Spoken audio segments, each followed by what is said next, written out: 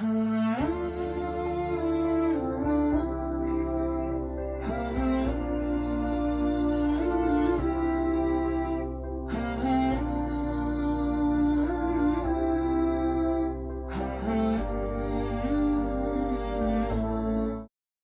پھر ہم آپ کے سامنے چوتھے پارے کا تعارف لے کر حاضر ہو گئے ہیں، اور ہماری گفتگو چل رہی تھی جنگ احد میں مسلمانوں کی شکست کے راز۔ کیا بنیاد ہے، کیا سبب ہے کہ مسلمان جنگ احد میں شکست کھا گئے اور جیت نہ سکے؟ وہ وجہ آپ نے سنی کہ وجہ یہ تھی کہ پیغمبر جس کا حکم دے چکے تھے اس حکم پر، اس مقام پر نہیں ٹھہر سکے اور وہاں کو چھوڑ دیا دنیا کی لالچ میں۔ اب جو سورہ آل عمران ہے، اس کے اندر جو چوتھے پارے کے اندر آیات موجود ہیں، وہ اس طرف اشارہ کرتی ہیں کہ ہمارا سماج، ہمارا معاشرہ کیسا ہونا چاہیے، ہمیں کس طرح سے اس میں زندگی گزارنی چاہیے۔ ہم پھر قبلہ کی خدمت میں چلتے ہیں۔ قبلہ، ایک اچھے سماج کے لیے کیا ہونا چاہیے، ایک مسلمان کو کیسے سماج میں جینا چاہیے؟ قرآن کے چوتھے پارے میں کس طرح سے سماج کا تعارف کرایا جا رہا ہے؟ یہ ایک بہت اہم اور اچھا سوال ہے، خاص طور پہ اس بات کو نظر میں رکھتے ہوئے کہ یہ ایام جسے ہم ابھی گزار رہے ہیں، رمضان المبارک کے مہینے کے ایام ہیں۔ اس مہینے میں ہم لوگوں کو خداوند عالم نے جس عبادت کا حکم دیا ہے روزے کا، اس کی وجہ سے ہمارے اندر یہ ایک جذبہ پیدا ہوا ہے، اور ہم اس خواہش کو اپنے اندر رکھتے ہیں۔ ہمارے ذہن میں ایک آرزو اور دل میں ایک آرزو آتی ہے کہ ہم اپنے آپ کو اور اپنی سوسائٹی کو سدھار سکیں، لہٰذا بہتر سے بہتر بنا سکیں۔ لہٰذا اس سوال کے ضمن میں کچھ نکات جو اس بارے میں موجود ہیں، میں ناظرین کی خدمت میں پیش کرنا چاہوں گا۔ اگر ہم یہ چاہتے ہیں کہ اپنے معاشرے کو بہتر بنائیں، تو ہمیں قرآن کی اس آیت کی طرف، کہ جس میں خداوند عالم اس طرح سے مسلمانوں کو خطاب کر رہا ہے کہ جس میں خداوند عالم کچھ ایسے لوگوں کو معرفی کرانا چاہتا ہے، بتانا چاہتا ہے، پہچنوانا چاہتا ہے کہ جو مسلمانوں کے اوپر ایک سافٹ طریقے سے حملہ کر رہے ہیں، سافٹ طریقے سے۔ وہ یہ چاہتے ہیں کہ یہ مسلمان جو خدا کا راستہ ہے اس سے ان کو منحرف کریں، اس راستے سے ان کو اتاریں اور خدا کے علاوہ والے راستے کی طرف لے جائیں۔ تو وہاں پر ہمیں کیا کرنا ہے؟ خدا ایک تو اس کو پہچنوا رہا ہے کہ کچھ لوگ یہ چاہتے ہیں، یعنی یہ ایک چیز موجود ہے۔ ایسا نہیں ہے کہ ہم لوگ اپنی آنکھ کو بند کریں، یا ہم اگر اس کی طرف متوجہ نہیں ہیں تو ہم یہ کہیں کہ نہیں، ایسا نہیں ہے، بلکہ خدا کہہ رہا ہے کہ ایسا موجود ہے، تمہیں بھی اس کی طرف متوجہ ہونا ہوگا۔ یہ بتانا چاہ رہا ہے کہ صرف اللہ اللہ کرتے رہو یہ کافی نہیں ہے، بلکہ اپنے وقت کے دشمن کو پہچانو تاکہ نسلیں بچی رہ جائیں۔ بالکل، نسلیں بچی رہیں۔ اور کیسے بچیں گی نسلیں؟ ارشاد ہوتا ہے، اعوذ باللہ من الشیطان الرجیم، یا ایھا الذین آمنوا ان تطیعوا فریقا من الذین اوتوا الکتاب یردوکم بعد ایمانکم کافرین۔ اے ایمان لانے والو، اگر تم اطاعت کرو گے ان لوگوں کی کہ جو اہل کتاب میں سے ہیں، جن کو کتاب دی گئی ہے۔ اہل کتاب کہتے ہیں کرسچنز کو اور جوز کو، یہودی کو اور عیسائی کو۔ مشہور یہ اہل کتاب ہیں، کچھ سابعین کو بھی کہتے ہیں، اور دوسرے بھی کچھ ادیان کے بارے میں احتمال دیا گیا ہے، لیکن مشہور عیسائی اور یہودی کے بارے میں، کہ اگر تم ان کی اطاعت کرو گے جن کو کتاب دی گئی ہے، تو یہ تمہیں کیا کریں گے؟ یہ تمہارے لیے کیا چاہتے ہیں؟ یہ چاہتے ہیں کہ تم ایمان کے راستے کو چھوڑ کر کافر ہو جاؤ۔ یعنی ایک ایسا گروہ موجود ہے جو آپ کو کافر بنانا چاہتا ہے۔ اگر آپ کو کافر نہیں ہونا ہے، اپنے ایمان کو نہیں چھوڑنا ہے، تو آپ کو خدا کہہ رہا ہے کہ اگر اطاعت کرو گے ان کی تو کافر ہو جاؤ گے، تو بہتر ہے کہ ان کی اطاعت مت کرو۔ یہ ایک چیز ضروری ہے ہم لوگوں کے لیے، اگر ہم اچھا سماج بنانا چاہتے ہیں، ہماری سوسائٹی کو ڈیولپ کرنا چاہتے ہیں اور صحیح ٹریک پر لے کر جانا چاہتے ہیں، تو ہم خدا کے علاوہ، خدا کے رسول کے علاوہ، معصومین کے بتائے ہوئے راستے کے علاوہ کسی اور کی اطاعت نہ کریں۔ ہم صرف ان کی اطاعت کریں، ہم سیدھے راستے پر باقی رہیں گے اور آئیڈیل سوسائٹی کی طرف ہم جائیں گے۔ یہ ایک اہم چیز تھی۔ دوسری چیز جو خداوند عالم چاہتا ہے کہ مسلمان اپنی زندگی میں اس چیز کو اپنائیں۔ کیوں اپنائیں؟ تاکہ اپنی سوسائٹی کو بہتر بنا سکیں، آنے والی نسلوں کے لیے اچھا ماحول فراہم کر سکیں۔ دوسری چیز یہ ہے کہ اسلامک لائف اسٹائل اپنی زندگی میں لے کر آئیں، اپنی زندگی گزارنے کا طریقہ اسلامی بنا دیں۔ ایسا طریقہ نہ بنائیں جس سے جو اسلام سے میچ نہیں ہوتی ہے۔ وہ کیا طریقہ ہے، ہمیں کیا کرنا ہوگا اس کے لیے؟ اسی پارے میں ارشاد ہوتا ہے، قرآن کی آیت ہے، اعوذ باللہ من الشیطان الرجیم، یا ایھا الذین آمنو، اے وہ لوگ جو ایمان لا چکے ہو، اتقوا اللہ حق تقاتہ، اللہ کے بتائے ہوئے راستے پر چلو، اس کا تقوی اختیار کرو، جن چیزوں سے اس نے روکا ہے اس سے اپنے آپ کو روکو۔ تقوی کا مطلب ہوتا ہے اپنے آپ کو بچانا، اپنے آپ کو روکنا۔ کن چیزوں سے؟ جس سے خدا نے روکا ہے۔ یہ لائف اسٹائل ہے، یہ زندگی گزارنے کا طریقہ ہے، کی ورڈ ہے اپنی زندگی کو سدھارنے کے لیے، کہ اگر ہم اپنی زندگی کو اسلامک بنانا چاہتے ہیں اور صحیح راستے پر چلنا چاہتے ہیں تو ہماری ذمہ داری یہ ہے کہ ہم خدا کا تقوی اختیار کریں۔ تقوی یعنی یہ کہ جن چیزوں سے روکا ہے اس سے ہم اپنے آپ کو روکیں۔ وَلَا تَمُوتُنَّ إِلَّا وَأَنْتُمْ مُسْلِمُونَ، اور مت مرنا اس سے پہلے کہ تم اسلام کی زندگی گزارو، یعنی مسلمان حالت میں تم پر موت آنا چاہیے۔ اپنی پوری زندگی کو اسلامی اگر ہم بنانا چاہتے ہیں تو اتقوا اللہ حق تقاتہ ہمارے لیے کی ورڈ ہے۔ وہ یہ کہ ہم اللہ کے ان چیزوں سے جس سے اس نے روکا ہے، ہم اپنی زندگی کو ان چیزوں سے روکیں اور اپنے آپ کو اس سے دور رکھیں۔ یہ ایک دوسرا اہم فرض ہے اور فریضہ ہے جو ہمیں انجام دینا ہوگا، یہ ہماری ڈیوٹی ہے سوسائٹی کو اچھا بنانے کے لیے، اور ہر آدمی کو یہ کام کرنا ہے۔ ہر آدمی اگر اس طرح سے سوچے گا اور زندگی گزارے گا تو سوسائٹی اچھی بنے گی، گھر اچھا ہو جائے گا، بالکل۔ پہلے خود اچھا ہوگا، فیملی اچھی ہوگی، نتیجے میں خاندان پورا اچھا ہوگا، پھر اس کے بعد میں معاشرہ اور سوسائٹی نتیجے میں اچھی ہوگی۔ تیسرا جو وظیفہ ہے، اور یہ تمام وظیفے اہم ہیں، اور ان میں سے کسی ایک کو چھوڑ کر ہم یہ کہیں کہ نہیں ایک وظیفے کو میں پکڑ لوں اور اس کے اوپر عمل کروں تو میرے لیے کافی ہو جائے گا، نہیں، ایسا نہیں ہے۔ یہ تمام وظیفے جب خدا نے ذکر کیا ہے تو ایسے نہیں کہا یا یہ کرو یا یہ کرو، ایسے نہیں ہے، آپشنل نہیں ہے، بلکہ حکم ہے کہ یہ کرو، یہ بھی کرو اور یہ بھی کرو۔ ان تمام چیزوں کو ایک ساتھ، جس کے نتیجے میں تمہاری سوسائٹی اچھی ہوگی، جس کے نتیجے میں تم جنت میں جانے کے حقدار ہوگے۔ اہم آیت ہے اور اس کو ناظرین نے سنا بھی ہوگا متعدد بار۔ ارشاد ہوتا ہے، اعوذ باللہ من الشیطان الرجیم، وَاعْتَصِمُوا بِحَبْلِ اللَّهِ جَمِيعًا وَلَا تَفَرَّقُوا، اللہ کی رسی کو مضبوطی سے تھام لو، آپس میں اختلاف مت کرو، آپس میں لڑائی جھگڑا مت کرو۔ بالکل، یہ ایک بہت اہم پہلو ہے کہ ہم لوگ اللہ کی رسی کو مضبوطی سے تھامیں۔ اللہ کی رسی روایت کے مطابق قرآن مجید، اللہ کی رسی معصومین علیہم الصلاۃ والسلام کی ذوات مقدسہ، ان کو ہم پکڑ لیں، جو انہوں نے کہا ہے ہم اس پر چلیں۔ ہم اپنے تمام اختلافات کو جو ظاہری طور پہ دو مومن میں اگر پائے جاتے ہیں یا مسلمانوں میں پائے جاتے ہیں، تمام کا حل ان کے پاس موجود ہے، ہم ان کے دامن کو تھام لیں، ہر طرح کی مشکلات سے ہم بچے رہیں گے اور ہماری سوسائٹی ایک صحیح راستے پر گامزن ہوگی۔ یہ ایک اہم نقطہ تھا۔ اور چوتھا نقطہ جو بہت ضروری ہے، اور اس نقطے کو بیان کرنے سے پہلے علی علیہ السلام کی ایک حدیث بیان کر دوں، اسی نقطے کی طرف اشارہ کرتے ہوئے ارشاد فرماتے ہیں، پہلے وہ نقطہ بیان کروں کہ امر بالمعروف، نیکی کی طرف دعوت دینا، اور نہیں از منکر، برائی سے روکنا، اسی پارے میں آیت موجود ہے۔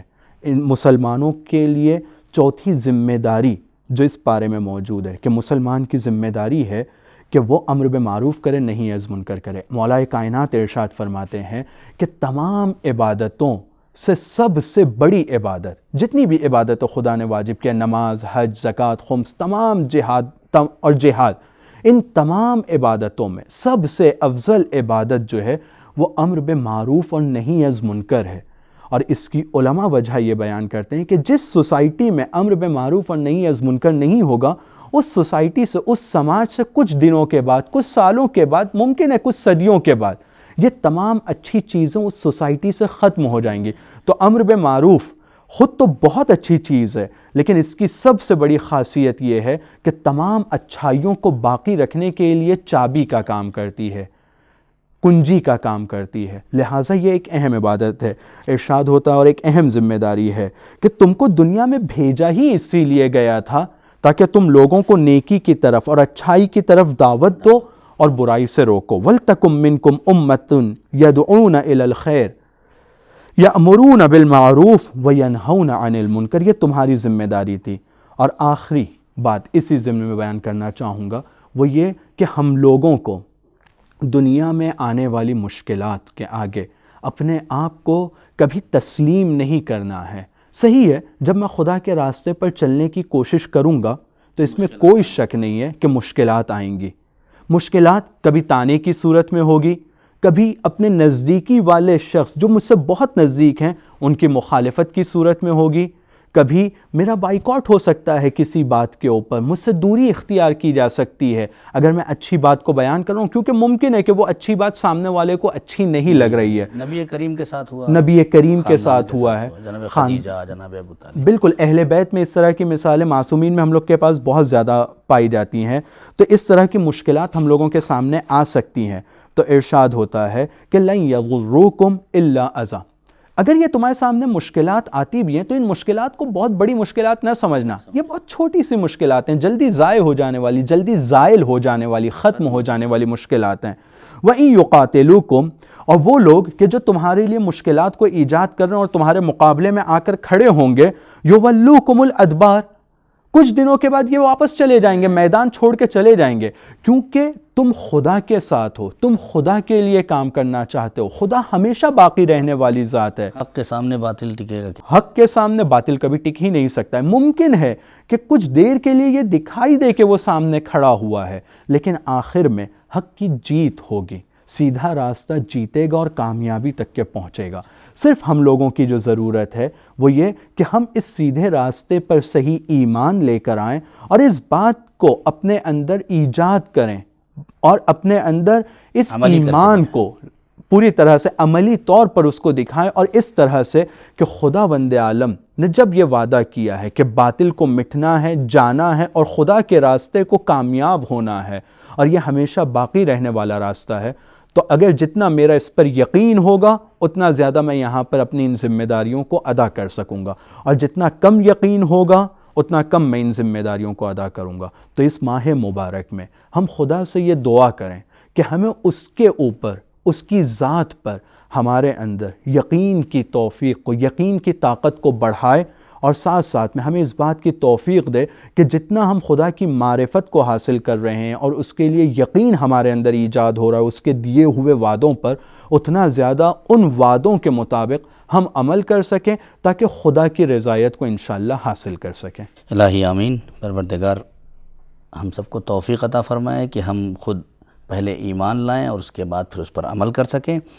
قبلہ اس سورہ میں جہاں آل عمران کا تذکرہ ہوا ہے، سورہ آل عمران کا پارے میں، اسی کے بعد سورہ نساء کا تذکرہ ہوا ہے۔ خود سورۃ النساء یہ خود ایک قرآن مجید کا اپنا فلسفہ ہے، نام بھی جو ہے رکھے گئے ہیں وہ سب بہت ہی فلسفے کے ساتھ رکھے گئے ہیں۔ اس کی طرف بھی آپ اشارہ فرمائیں گے کہ سورۃ النساء رکھا گیا ہے کس بنیاد پر، خود اس کے اندر زندگی کے کن پہلو پہ روشنی ڈالا گیا ہے، اس کی طرف اگر متوجہ فرمائیں۔ بالکل اہم نقطے کی طرف آپ نے اشارہ کیا، اور وہ یہ کہ سورہ کا نام ہے نساء۔ نساء کا معنی ہوتا ہے عورتیں، عورتوں والا سورہ، عورتوں والا سورہ۔ تو یہ نام خود قرآن کے اندر ایک اسلام کے اوپر جو تہمت لگائی جاتی ہے، اس کو میں ضمنی طور پر بیان کرنا چاہتا ہوں کہ اسلام میں عورتوں کو اہمیت نہیں دی جاتی ہے، ان کا کوئی مقام نہیں ہے، اور ان کو خاص طریقے سے اسلام کے بارے میں پروموٹ کیا گیا ہے، پروپیگیٹ کیا گیا ہے کہ اسلام میں عورتوں کے لیے خاص مشکلات ہیں۔ لیکن قرآن میں ایک سورہ ہونا عورتوں کے نام پر یہ بتا رہا ہے کہ نہیں، اسلام وہ اسلام نہیں ہے، اس طرح سے نہیں ہے جیسے دشمن اس کو بتانے کی کوشش کر رہے ہیں جو اسلام دشمن ہے، بلکہ اسلام میں اگر ہم قرآن کو ہی دیکھیں تو سورۃ النساء تو موجود ہے اس میں، لیکن سورۃ الرجال نہیں ہے، لیکن مردوں والا سورہ نہیں ہے، لیکن عورتوں کو اسلام خاص طریقے سے دیکھتا ہے۔ اور اس سورہ کا نام سورۃ النساء ہونے کی وجہ جو بیان کیا گیا ہے، شاید ایک اہم وجہ جو بیان کی گئی ہے وہ یہ ہے کہ اس سورہ میں چونکہ عورتوں کے بارے میں قرآن نے اچھی خاصی گفتگو کی، ان کے حقوق کے بارے میں، فیملی میں ان کے کردار کے بارے میں، ہسبینڈ اینڈ وائف کے رول کے بارے میں کہ کیسے یہ لوگ ایک دوسرے کے ساتھ زندگی گزاریں اور ان کی کیا کیا ایک دوسرے کے لیے ذمہ داری ہوتی ہے، محرم اور نامحرم کے بارے میں کہ کون سی عورتیں محرم ہیں، کون سی عورتیں نامحرم ہیں۔ چونکہ عورتوں کے بارے میں اچھا خاصا اس سورہ کا حصہ مربوط ہے عورتوں سے، لہٰذا اس سورہ کا نام رکھا گیا ہے سورۃ النساء۔ تو یہ سورہ سورۃ النساء کے نام سے ہے، اور یہ ایک اہم سگنل ہے اس بات کی طرف اور اہم اشارہ اس بات کی طرف کہ عورتوں کو خداوند عالم کی نظر میں مردوں سے کم درجہ نہیں ہے، اور کم سے کم اس وجہ سے کہ سورہ کا نام سورۃ النساء، لہٰذا اس اعتبار سے ان کا درجہ بڑا بھی ہے، اور چونکہ اس میں عورتوں کے بارے میں گفتگو ہوئی ہے تو نام بھی سورہ کا سورۃ النساء ہے۔ جزاک اللہ قبلہ۔ اسی سورہ میں، سورہ نساء میں، جیسا کہ آپ نے کہا کہ فیملی کے بارے میں ہے، خاندان کے بارے میں ہے، اور کس طرح سے دونوں کے ایک دوسرے پہ حقوق کیا ہیں، تو سب سے پہلے ہم یہ دیکھیں کہ جو ہمارا خاندان ہے، خاندانی مسائل ہیں، وہ اس کو کس طرح سے اس سورہ میں بیان کیا گیا ہے، اور اس جو مسائل ہماری زندگی میں پیش آتے ہیں قرآن نے اس پر کیسے روشنی ڈالا ہے۔ اس سورہ میں خداوند عالم نے فیملی سے ریلیٹڈ، جیسے کہ آپ نے اپنے سوال میں بھی اشارہ فرمایا کہ اور میں نے مقدمے میں بھی جب اس چوتھے پارے کو میں پہچنوا رہا تھا اور اس کا تعارف کروا رہا تھا، وہاں پر بھی میں نے کہا کہ اس پارے میں سوسائٹی کے بارے میں اور فیملی کے بارے میں گفتگو ہوئی ہے۔ تو فیملی کے جس اسپیکٹ کے اوپر اور جس جنبے اور جہت سے خداوند عالم نے اس میں گفتگو کیا ہے، سب سے پہلے، چونکہ یہ مختصر ہے، پہلے اس کو بیان کرتا ہوں، پھر دوسرے جز کی طرف میں انشاءاللہ ناظرین کی خدمت میں کچھ عرائض پیش کروں گا۔ پہلے یتیموں کی طرف خداوند عالم اشارہ کر رہا ہے۔ اس سورہ کی ابتدا ہی میں خداوند عالم یتیموں کی طرف اشارہ کر رہا ہے کہ یتیموں کے مال کو، جب ان کے سر پر کوئی نہیں ہے، ان کا کوئی بڑا نہیں ہے اور ان کا کچھ مال ہے، تو ایسا نہ ہو کہ کچھ لوگ یہ سمجھ کے کیونکہ اس کا کوئی دفاع کرنے والا نہیں ہے، اس کے مال کی کوئی حفاظت کرنے والا نہیں ہے، تو کچھ لوگ آگے بڑھیں اور اس کے مال کو اسی طرح سے ہڑپ کر لیں، غصب کر لیں، لے لیں۔ اس چیز کو خداوند عالم نے روکا ہے۔ ارشاد فرماتا ہے کہ اعوذ باللہ من الشیطان الرجیم، ان الذین یأکلون اموال الیتامی ظلما انما یأکلون فی بطونہم نارا۔ یہ لوگ کہ جو ظلم کرتے ہوئے یتیم کے مال کو ہڑپ رہے ہیں، لے رہے ہیں، کھا رہے ہیں، یہ در واقع اس مال کو نہیں کھا رہے ہیں، انما یأکلون فی بطونہم نارا، وہ ظاہری طور پر مال کھا رہے ہیں لیکن وہ مال ان کے پیٹ میں جا کر آگ بن رہا ہے، جہنم کی آگ بن رہا ہے۔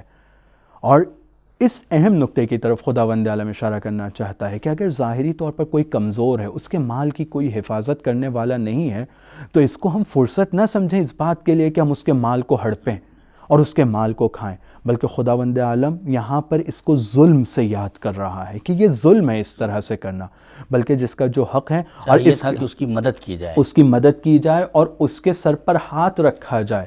ظاہری طور پر وہ یتیم ہے، لہٰذا اس کے سر پر ہاتھ بھی رکھا جائے۔ یہ ایک اہم نقطہ ہے جس کی طرف خداوند عالم نے اشارہ کیا ہے۔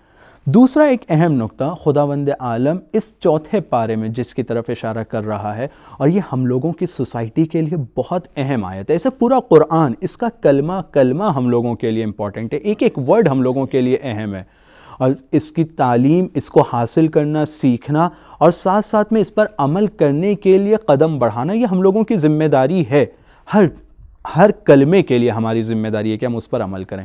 لیکن یہ والا جو نقطہ جو میں بیان کرنا چاہتا ہوں، یہاں پر خداوند عالم ہسبینڈ اور وائف کے ریلیشن کی طرف اشارہ کر رہا ہے، کیونکہ آج ہماری سوسائٹی میں ایک بہت بڑی مصیبت اور بلا پائی جاتی ہے۔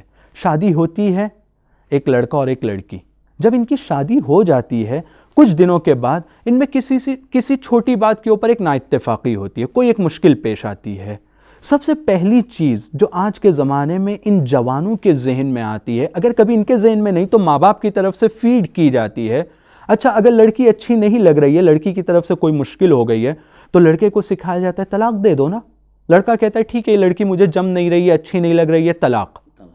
یا الٹا، لڑکی نے دیکھا کہ لڑکے میں کوئی برائی پائی جاتی ہے، کوئی مشکل اخلاقی ہے، ایک مسئلہ ہے جو شادی کے پہلے پتہ نہیں تھا، ٹھیک ہے اب سامنے آیا، تو فوراً لڑکی خود یا لڑکی کے گھر والے یہ کہتے ہیں کہ طلاق، بس اب طلاق کے علاوہ اور کوئی راستہ نہیں ہے، اور جس کی وجہ سے ہم لوگوں میں طلاق کا ریشو ہماری کمیونٹی میں، ہمارے مذہب میں بڑھ رہا ہے، جو ایک بہت افسوسناک ہے۔ اور آگے ہم لوگ ان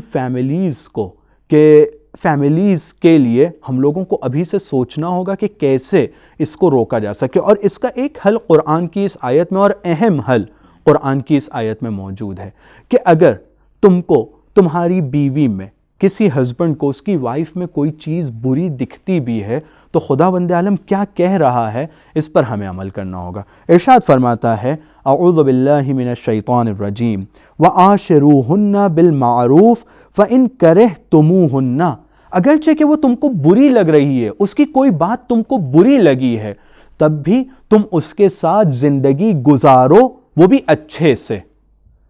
ایسے نہیں کہ اگر اس نے تمہارے ساتھ کوئی برائی کیا ہے تو اب تم بھی زندگی گزارنے میں یہ ٹھان لو کہ میں بھی اس سے انتقام لوں گا، میں بھی اس کے ساتھ برائی کروں گا، میں بھی اس کے ساتھ برا بن کے رہوں گا۔ یہ نہیں کرنا ہے، کہہ رہا عاشروہن بالمعروف، تم اس کے ساتھ زندگی گزارو اچھے سے۔ معروف مطلب ہوتا ہے نیکی سے، اچھے کے ساتھ۔ کس حالت میں؟ سچویشن کیا ہے؟ فَإِن كَرِهْتُمُوهُنَّ، اگرچہ کہ اس نے تمہارے ساتھ برا کیا ہے، تمہیں برا لگ رہا ہے، لیکن تم اس کے ساتھ اچھائی کرو۔ فَعَسَىٰ أَن تَكْرَهُوا شَيْئًا، بہت ممکن ہے کہ ایک شخص کے برا کرنے کے بعد میں آپ اس کے ساتھ اچھے سے پیش آئیں، یہ آپ کو برا لگے گا۔ ہر آدمی کے بس کی بات نہیں اور آسان کام بھی نہیں ہے کہ کوئی برائی کرے میں اس کے ساتھ اچھائی کروں۔ تو خدا کہہ رہا ہے کہ ممکن ہے کہ یہ تم کو برا لگے گا۔ فَعَسَىٰ أَن تَكْرَهُوا شَيْئًا، ممکن ہے یہ تم کو برا لگے گا، لیکن یجعل اللہ فیہ خیرا کثیرا، لیکن خدا وند عالم اس کام کے اندر اگر تم نے برداشت کر لیا، اگر تم نے برداشت کر نیکی لیا سے ساتھ اور دیا، اس کی برائی کا جواب تم نے اچھائی سے دیا ہے، تو خدا وند عالم یہ وعدہ کر رہا ہے، اور خدا اپنے وعدے میں جھوٹا نہیں ہے۔ خدا کیونکہ وعدہ کون جھٹلاتا ہے؟